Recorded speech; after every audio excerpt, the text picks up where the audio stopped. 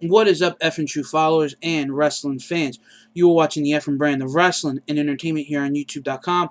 My name is JC Styles, and I am back with the WrestleMania review for April 7th, 2013. Now, it was a pretty damn good WrestleMania with the lack of build that they had up to certain matches. Going to give you guys the quick results, let you know my thoughts and opinions, and then wrap this up for you so you guys can get up and watch this in case you weren't able to watch the pay-per-view.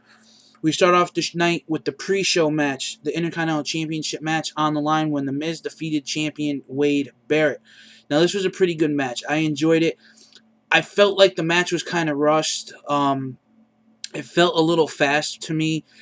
This match could have been a lot better. I didn't really like it too much, but don't get me wrong, it was a great match. I just really didn't like it. I felt that it was kind of a way to kind of crap on Wade Barrett since, he's been really good as Intercontinental Champion. Now is he going to have a feud with The Miz for the Intercontinental Championship to get it back?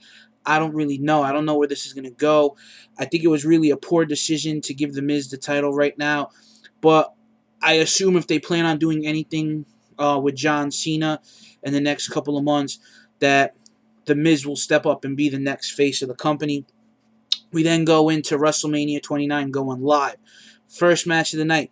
We see the Shield pick up the win over Randy Orton, Sheamus, and The Big Show. Now, this match was good, too. A lot of back and forth action. I actually liked how during this match you felt like, is The Big Show really going to turn on Orton and Sheamus? What's going to happen? And we've actually seen this a couple of times during the match where Sheamus would go for the tag, and Orton would interject himself into the match. And this actually led to a area where we saw Seth Rollins jump off the top rope, get hits with an RKO. Then as he turns around, he gets speared by Roman Reigns. Then Dean Ambrose picks up the win while the Big Show is standing on the apron watching all this go down. And post-match, we see the Big Show hit the WMD on both Orton and Sheamus. We then go into Ryback versus Mark Henry. This really wasn't great at all. It was Lesnar, Goldberg all over again. But Ryback did get his WrestleMania moment. He did get Mark Henry up on his shoulders and marched around the ring, but he did not get the win. Mark Henry did. Match could have been a lot better. I thought that this match was kind of slow and really probably the most boring match of the night, in my opinion. Then we go into the Tag Team Championship match. The champions, Kane and Daniel Bryan versus Big E, Langston, and Dolph Ziggler. Now, this match was very good. These guys worked very well together. And when Big E got in the ring and started showing some that he can actually wrestle, a lot of people started actually getting into the match. And I thought it was pretty good. Like I said, I've been following Big E on NXT over the last several weeks. So I was really entertained in how he was going in the ring against Kane and Daniel Bryan. He still showed a lot of green in the ring, but still your tag team champions, Kane and Daniel Bryan. We then go into Fandango in his very first match against Chris Jericho. Great match. Fandango actually did pretty damn good against Chris Jericho, and I know there was a lot of people out there saying that Fandango probably won't do good and that Jericho would have to carry Fandango through half the match, and this was not the case. This match was actually freaking great. There was a lot of action. I think both men carried the match pretty damn well. Fandango picked up the win over Chris Jericho, and a pretty big win. I mean, not only against Chris Jericho, who the guy has won numerous world championships. He's been a multi-time Intercontinental Tag Team. He's competed at numerous pay-per-view and WrestleManias. He's the first ever undisputed champion, beating Stone Cold and The Rock in the same night. So he's got a lot of credit. Fandango deserves a lot of credit in his match tonight, picking up a win over someone who has as declarated as Chris Jericho is. We then go into a live performance of P. Diddy and Skylar Grey. They performed Coming Home and numerous P. Diddy hits. We saw at the beginning of the show, we saw a video package of the devastation that Hurricane Sandy hit the shores of Jersey and people that lost homes and loved ones during that hurricane. And WWE is actually donating money to the Hurricane Sandy relief. Also, WWE is also getting in the ring with the Special Olympics. You had a couple of the special needs in attendance.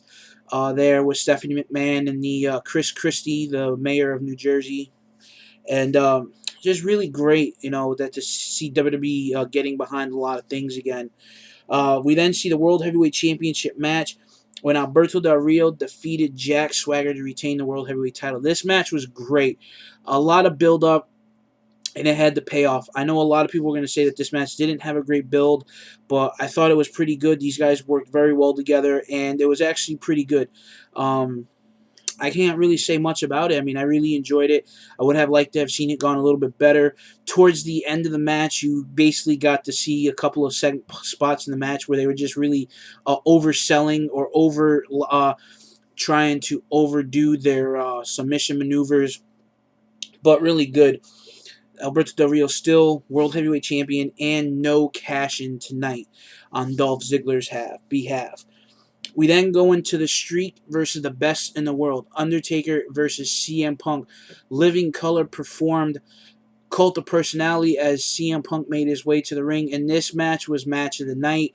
And a lot of people were saying that Undertaker is going to have to carry CM Punk, or CM Punk is going to have to carry the Undertaker. And again, this was one of those what if matches, and these guys went out there and delivered a 5-star match, and it was great. They both got up on one another. They both carried themselves pretty well in the match.